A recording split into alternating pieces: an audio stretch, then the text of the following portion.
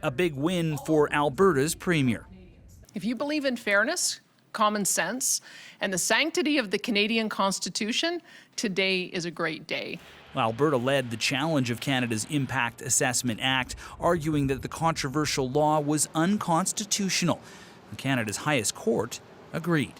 They ignored the provinces, they ignored the Senate, and they ignored the many partners who've opposed this unconstitutional law all along.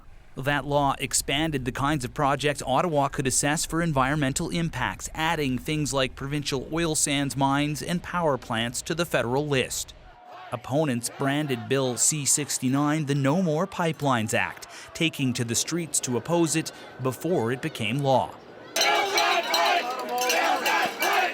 Ottawa argued C-69 was necessary to protect the environment, a position they're sticking to despite the decision, committing to tweak the law, not scrap it. In a few specific areas, adjustments to the act are necessary to make it clear that the legislation is more closely tethered to areas of federal jurisdiction. But overall, the court confirmed that the federal government has the authority to regulate assessments of major projects.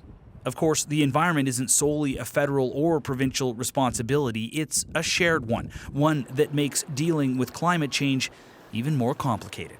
We're in a bit of a hard place in Canada with the way in which our Constitution divides up pieces of the environment and then allocates it to different levels of government, let alone, Indigenous communities who have an integral role in this conversation. So the Impact Assessment Act may be unconstitutional, but for now, at least, it's still law, one that's going to need to be revamped on the fly.